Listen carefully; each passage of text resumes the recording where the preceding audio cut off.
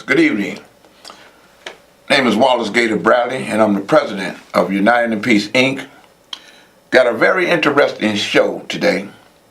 But first, let me let everyone know that this show is being produced and directed by the chairman of United in Peace, Inc., none other than my wife, Miss Terry Marsh.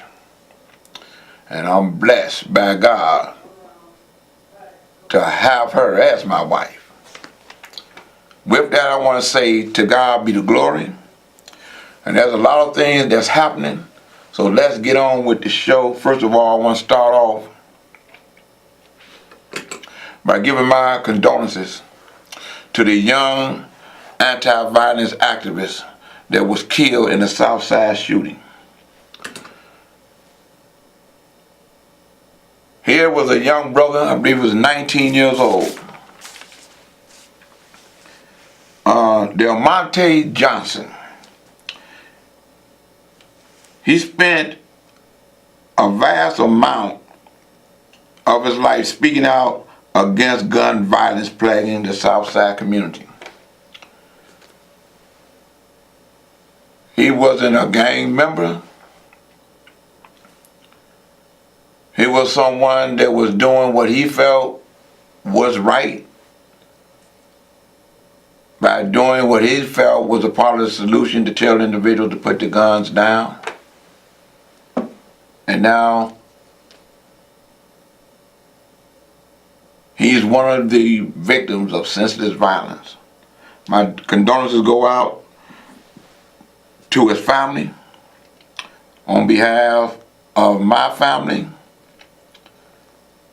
and the supporters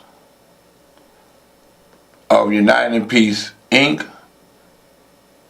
and everyone that's a part of the staff of United in Peace, Inc. This morning, my wife has shared a prayer with me like she normally do, and we share with others. And it was about Cain and Abel. And the fact that struck her because of, it was another young brother, 19 years old, that had got killed. And the question became, when are we going to stand up and be our brother's keepers?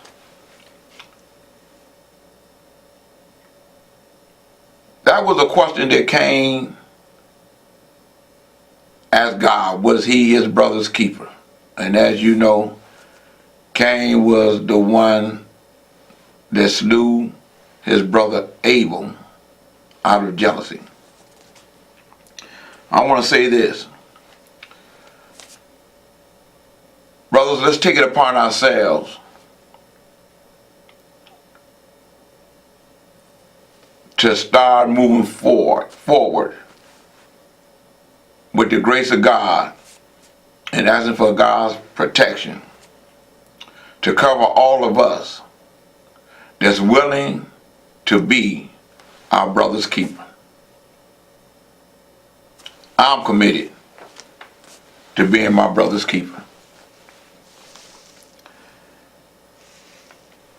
So with that being said, I want to give condolences to every family member of individuals who have been slayed senselessly across this country and in Chicago especially. And I also want to thank God for blessing those who were able to survive senseless shootings. And I want to say, Father God, I know because I believe that all things are possible through you, that something is going to happen that's going to change the paradigm on this senseless violence in the city of Chicago. So with that being said, let me get back to the news that's happening in our city. I see President Barack Obama came to Illinois to give his speech because it's time for all Democrats to get involved with the midterm elections that's happening across the country. I'm glad that he came into Illinois to campaign on behalf of J.B. Pritzker and Juliana Stratton,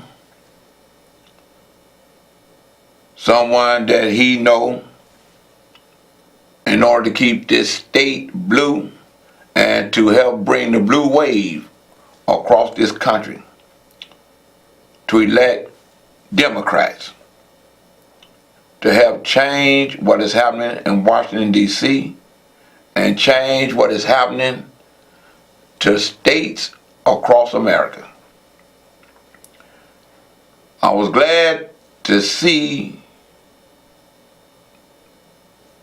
the former president shaking hands with the people and letting them know how important it is to elect J.B. Pritzker, governor of the state of Illinois, along with his running mate, Juliana Stratton, and to let people know that it's just as important to re-elect Jesse White, the Illinois Secretary of State, to elect Mendoza for the Comptroller, to elect Kwame Raoul for the Attorney General, and to elect the Treasurer. I don't want to mess his name up, but he's the tall guy, the tallest guy that's on the ticket as the Treasurer of Illinois, and pushing to elect all the various state reps and state senators that's Democrats of Illinois. And I'm going to say hooray, hooray, hooray for Barack Obama and the Democratic ticket. And everybody know, as the saying goes, don't choke, vote. Be true and vote blue.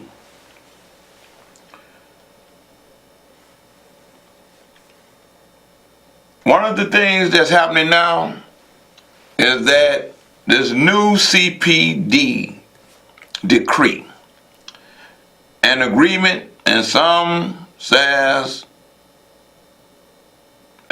they disagree with it. I see that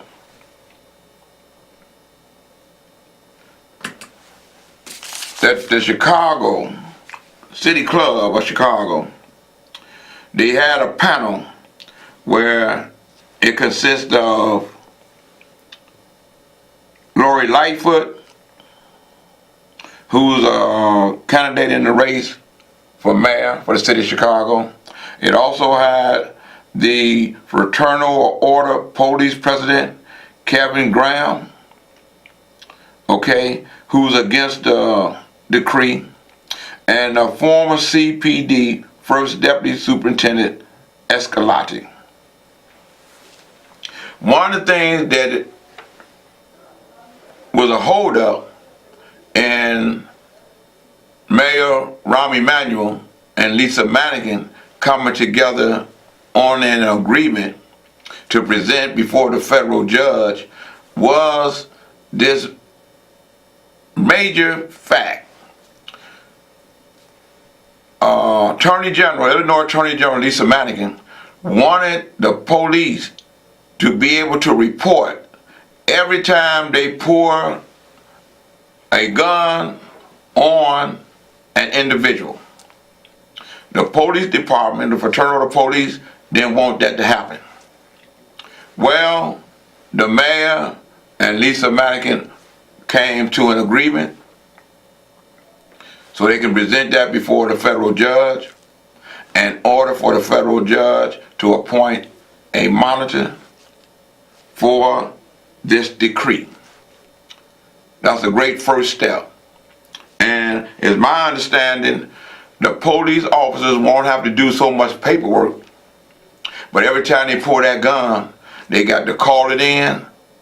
Just like when they get out that car, we pulled our gun on John Q. Citizen, I'm just being hypothetical, on Cermak in Michigan. Then that goes into a database. So then you got Officer A, and that A will be whoever the officer's name is, poured the gun on this individual. And if he do it on a Monday, then he do it again on a Tuesday, then he do it again on a Wednesday, and he do it again on a Thursday, they can say, hey, he got a problem with just jumping out the car and putting guns out on individuals. And all the time his life may not be threatened. And they're going to use that data to help train officers, because they got to have new training and everything else, so that they'll know you got to find another alternative instead of just jumping out your car and just shooting individuals. Just like what happened with this guy, Van Dyke. Everyone knows that the jury is being picked in this trial where this guy drove up, got out the car, and shot this individual, Laquan McDonald, which is the reason that all the talk is about the decree. Shot that young man 16 times. Shot him 16 times, was about to load his gun to shoot again. But the thing that's real frightening about the whole situation is 16 shots were bad, but the cover-up was even worse. Okay? There's some officers that were there that's going to be going on trial. They self because they lied about what happened, and the video came out and showed what really happened. Okay? So for them to cover up the crime that Van Dyke did is a bigger problem within the police department. Now let's get to what everybody is talking about. I call this the who you with moment. Remember Bernie Mac used to always say, who you with? Well, so many people is in the race for mayor that that's the conversation on the street. Who you with? Gator, who you with? Who you with? There's a lot of individuals that was on the front page of the Sun-Times the other day. I see you calling. But I want to make one thing perfectly clear. Last week, on this show, the Honorable Illinois Secretary of State Jesse White was on this show as my guest. And he let it be known that there's 4 jobs he don't want. One of them was the superintendent of police. One of them was the mayor. He didn't want to be the mayor. He didn't want to be the governor. And he don't want to be the president of the United States. So I'm glad he made the announcement on this show last week that he wasn't thinking about being the mayor. He loved being the secretary of the state of Illinois. Hooray, hooray, hooray for Jesse to let it be known, in case the Sun-Times didn't know, he do not want to be mayor. Caller, could you please state your name? Yeah, this is James. What's your opinion? Hey, James, how you feeling, sir? Okay, now when you talk to cover up about Jason Van Dyke, Ryan Manuel, God deal with Ryan Manuel, Jason Van Dyke, and Andre Holmes, he knew about it too, and Cook County, the one retired, Ken Fox took her job, see Kim Fox coming to Jason Van Dyke, Kwame Diamond and their family, support. But if it was police, she would have right beside the police. But God well, you know, all of them. right? But James, James, you Yeah. 100% correct. But as you can see, all the individuals who have declared that they're running for mayor, God got the last word. all of them. Wait, hold on, James. I'm agreeing with you. Everything is Rob's fault, so they say. Okay? It's not Rob's fault that police officer, Van Dyke, killed and murdered that man. It ain't Rob's fault that those other officers was engaged in a cover-up to cover up what happened. It may have been Rob's fault that he didn't release the tape on time without getting a court order. But now that he's out the race, them other candidates don't have a platform because their whole platform was Rom. Okay? So now they got to deal with the issues at hand. They're going to have to address the question, what's their plan for getting the Amazon headquarters here in Chicago that's going to bring 50,000 jobs? You follow what I'm saying? What are their plans for the school? So now they got to deal with their platforms. One of the things that I just heard was that County Board President Prattwinkle is going to make an announcement Monday about her exploratory committee to run for mayor. To that I want to say hooray, hooray, hooray, because of this. I believe out of all the candidates from what I've seen so far, and it may be some more coming in,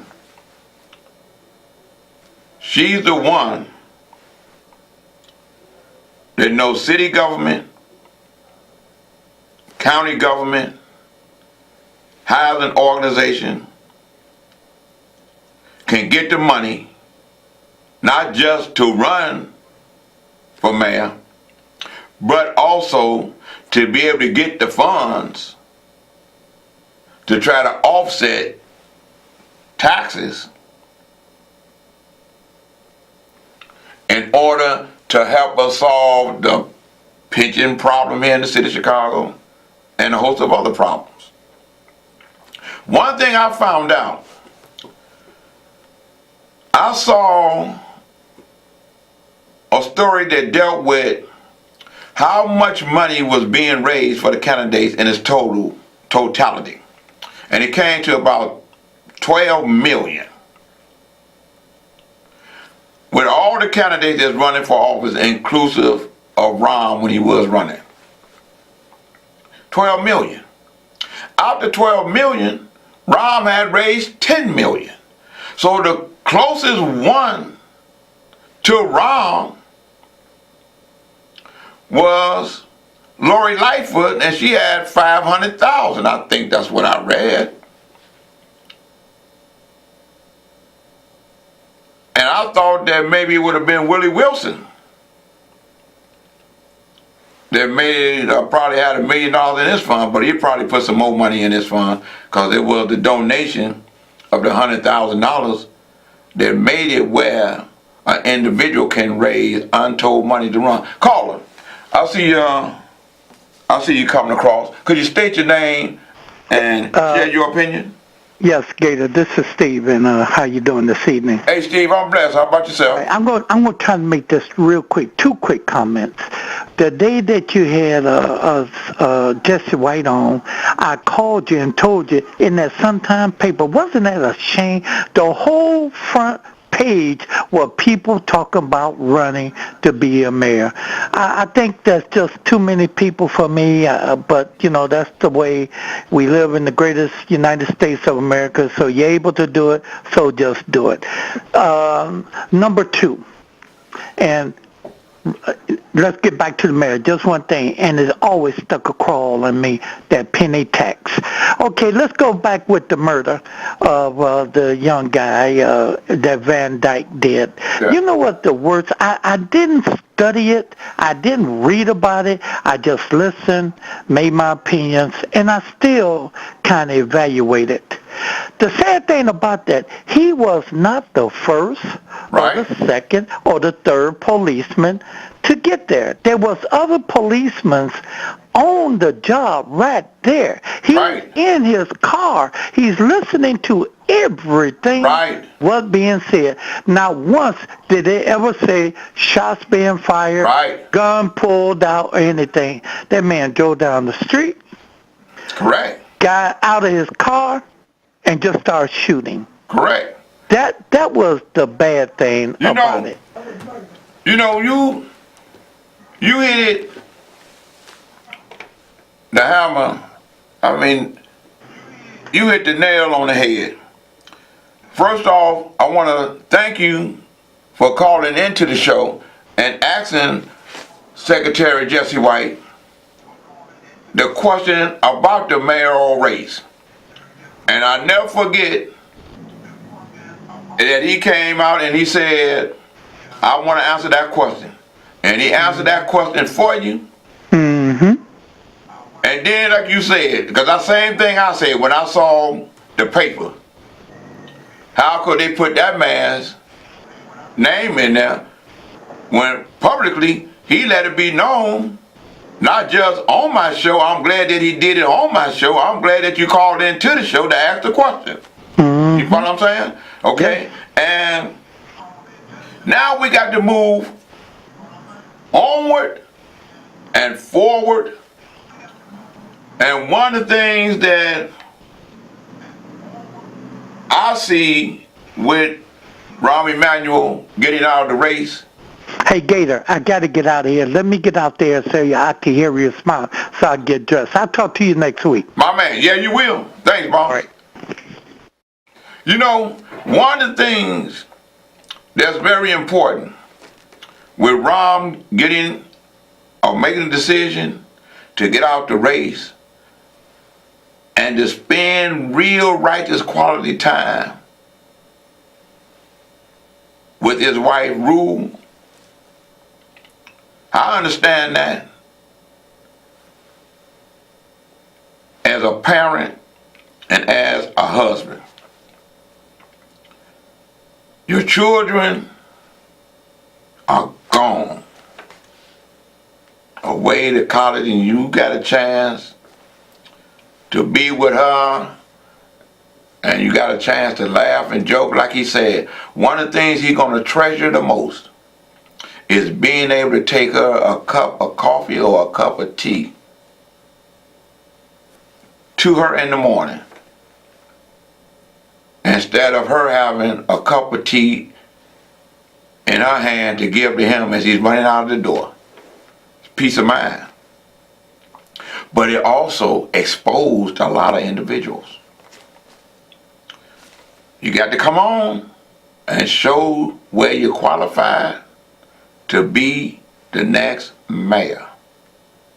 You got to show who you can call.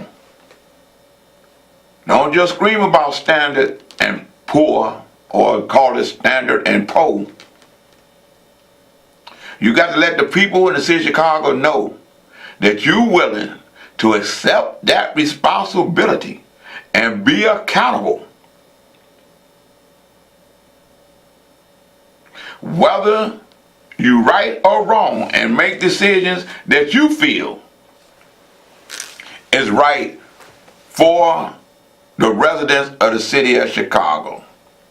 Everybody can scream about elected officials, but they have to make decisions as leaders, whether they aldermen, whether they congressmen, whether they state reps, whether they state senators, whether they Cook County commissioners, water reclamation commissioners, they have to make the decision on what they feel is right for the constituents that elected them to office. If Pratt Wingle become the mayor, you're gonna be mad at her.